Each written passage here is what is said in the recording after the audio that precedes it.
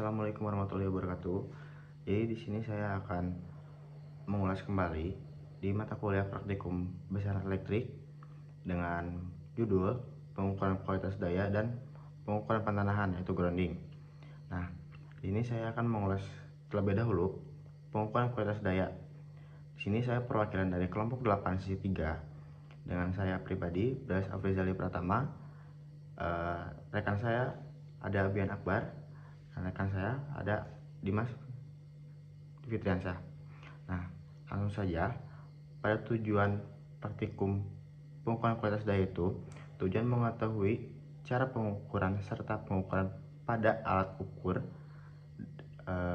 kualitas daya dengan menggunakan Power Quality Analyzer, dapat menganalisis data setelah melakukan pengukuran dengan Power Quality Analyzer. Nah, itu kan tujuannya. Untuk dasar teorinya, yang pertama ada kualitas daya listrik. Kualitas daya listrik adalah kondisi tegangan arus dan frekuensi yang stabil sesuai standar peralatan bekerja normal tanpa gangguan. Yang kedua ada tegangan. Tegangan adalah menentukan ketersediaan energi bagi beban. Penyediaan drop atau surge dapat menyebabkan peralatan panas, merusak komponen, atau membuat sistem tidak stabil. Lalu ada arus. Arus itu menunjukkan jumlah energi, distorsi atau lonjakan yang dapat memicu panas berlebih, memicu gangguan proteksi dan menurunkan efisiensi. Lalu ada frekuensi, menentukan kestabilan operasi mesin listrik. Defisiensi frekuensi lebih tinggi atau merendah dari 50 Hz dapat mengganggu putaran motor, efisiensi transformator, bahkan menyebabkan shutdown pada sistem sensitif. Lalu yang ketiga ada THD. THD itu Total Harmonic Distortion. THD adalah ukuran tingkat distorsion gelombang pada tegangan atau arus akibat adanya komponen harmonisnya pada frekuensi kelipatan 50 Hz. Nilai THD dinyatakan dalam persen dan dampak THD yang tinggi. Pemanasan yang pertama, pemanasan berlebih pada transformator kabel motor. Yang kedua, efisiensi menurunkan dan rugi-rugi daya meningkat. Yang ketiga, gangguan pada peralatan sensitif. Yang keempat, overloading pada netral akibat harmonisnya ganjil. Nah, peralatan yang digunakan saat praktikum itu ada PQA. PQA itu kan Power Quality Analyzer. Fungsinya mengukur dan menganalisis kualitas daya untuk mengetahui kondisi tegangan, arus, frekuensi, harmonisasi, dan kestabilan sistem listrik. Nah, lalu parameter yang diukur itu ada tegangan dan arus setiap fasa, frekuensi, daya PQS, dan faktor daya. Lalu ada THD, unbalance antar fasa, event seperti SAG, swell, dan flicker, dan transient. Nah, lalu ada panel 3 fasa, RST, indikator fase RST itu lampu indikator yang menunjukkan apakah masing-masing fase dalam kondisi hidup atau fase yang ada yang hilang.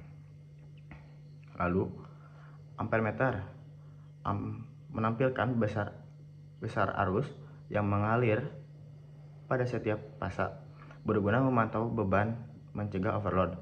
Lalu ada voltmeter menampilkan nilai tegangan antar fase atau tegangan fase netral, digunakan memastikan tegangan sesuai standar.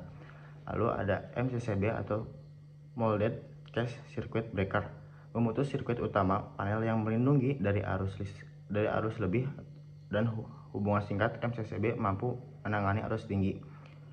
Lalu ada CT atau current transformer, sensor arus yang merubah arus besar menjadi arus kecil yang aman untuk ampermeter atau relay proteksi. Lalu ada busbar, rel konduktor tebal sebagai jalur distribusi utama dalam panel untuk membagi daya ke beberapa rangkai. Lalu ada MCB atau miniatur circuit breaker, memutus sirkuit untuk beban kecil, melindungi dari beban lebih dan korsleting untuk tiap grup. Mungkin sekian dari saya, akan dilanjut oleh rekan saya. Terima kasih. Baik, di sini saya akan menjelaskan penjelasan dan pemasangan pengukuran. Pada praktikum ini, dilakukan pengukuran kualitas daya listrik menggunakan alat ukur digital power meter. Rangkaian disusun dengan menghubungkan sumber tegangan AC ke beban. Lalu, alat ukur dipasang secara seri untuk mengukur arus dan paralel untuk mengukur tegangan.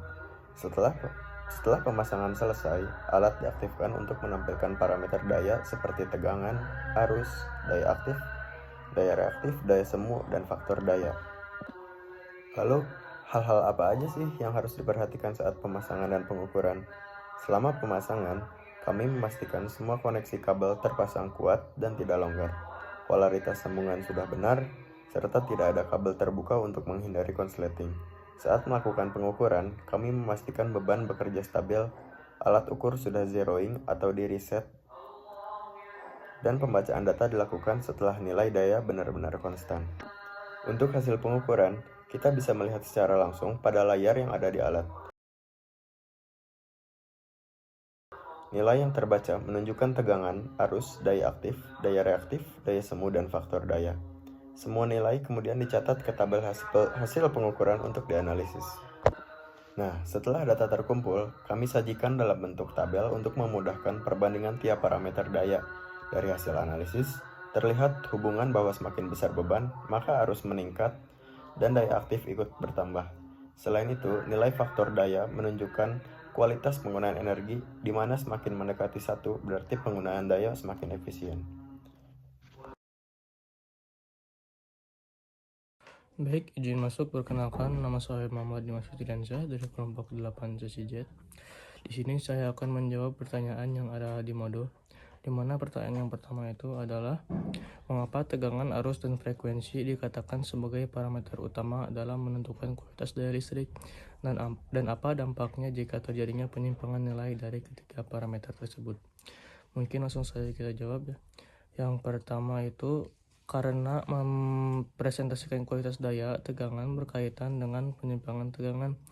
Jadi dari gelombang sinusoida ideal pada nilai frekuensi konstan dari besaran konstan, kualitas arus itu berkaitan dengan penyimpangan arus dari gelombang sinusoida ideal pada frekuensi konstan dan besaran konstan. Nah, dampaknya jika terjadi penyimpangan pada ketiga parameter tersebut adalah penurunan umur komponen, efisiensi energinya menurun, terus juga bisa merusak perangkat hingga kebakaran. Lanjut kita ke soal yang kedua, yaitu sebutkan langkah-langkah penting dalam pemasangan kabel arus klem dan kabel tegangan pada PKA. Mengapa arah dan warna klem harus diperhatikan dengan benar-benar. Mungkin langkah-langkahnya itu yang pertama, hubungkan klem arus sekitar konduktor pada RST dan N setiap klem ditandai dengan warna masing-masing. Merah untuk fasa R, kuning untuk fasa S, biru untuk fasa T, dan abu-abu untuk N. Yang kedua, hubungkan kabel tegangan dengan konduktor setiap fasanya, mulai dari ground, kemudian fasa RST dan N pada PKA. Yang ketiga, pastikan klem arus aman dan menutup konduktor. Yang keempat, colokkan adaptor PKA ke stop kontak yang ada pada panel untuk menghidupkan alat ukur. Terus yang kelima, ukurlah tegangan, arus, dan THD. Nah, lalu dampaknya jika kesalahan dikasih warna dan klem itu tidak benar-benar diperhatikan. Menjamin akurasi kualitas daya, mencegah kesalahan interferensi data tegangan VF harmonisa, lalu juga memastikan sinkronisasi antar kanal V dan I.